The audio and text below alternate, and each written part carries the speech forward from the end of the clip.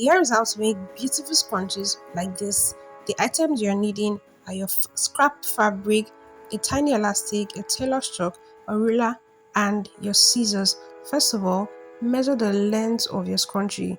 I'm using 30 inches by 4 inches in this video. Now I wanted it to be very visible, so that's why I folded it into two, and I'm measuring 15 inches instead. That is 30 inches divided by 2.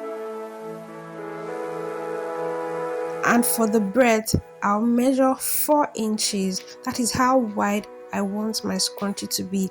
I don't want it to be too tiny and I don't want it to be too wide. That's why I'm measuring 4 inches. I'll mark that and I'll draw a straight line.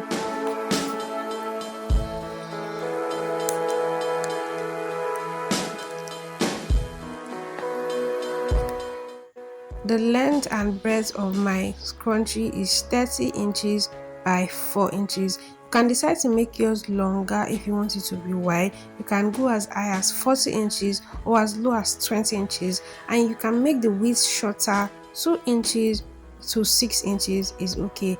If you'll be making more than one scrunchie, you can just use the first sample to cut out the multiple samples you need for your scrunchie. So now you take your scrunchie and fold it on one end like this, like I'm showing you in the video.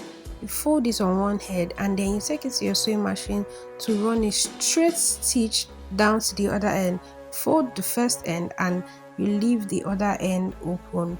After sewing, this is what it looks like.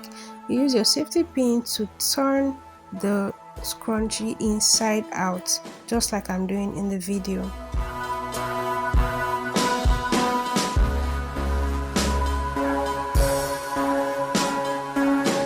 I use the colored thread just to make you see the line of my sewing. After turning it over, you press it, putting the stitch line by the side and not by the center.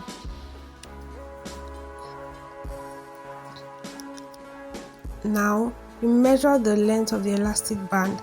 9 inches is standard for a lot of scrunchies. If you want your scrunchie to be very wide, you can increase it up to 12-13 inches, but 9 inches is fine.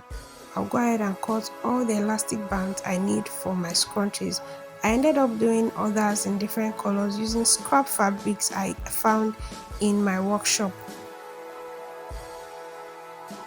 So you insert the elastic band from one end to the other, keeping it out at one end so that you will not have to do the process over and over again.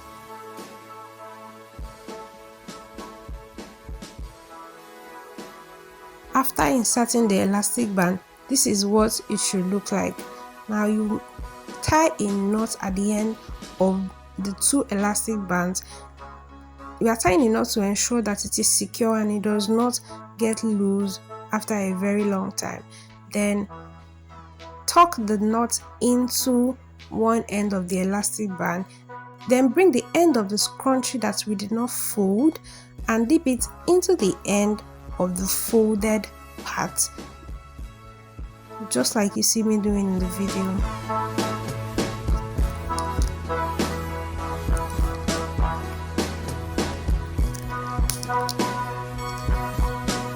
Then you take it over to your sewing machine and run a stitch on the part that I'm pointing. Just run a stitch, ensure that the stitch does not touch where the elastic band is passing through. And this is what we have. Our scrunchie is ready to be worn. Thank you guys for watching. If you found this useful, do also like, share with your friends, and I'll see you in my next video.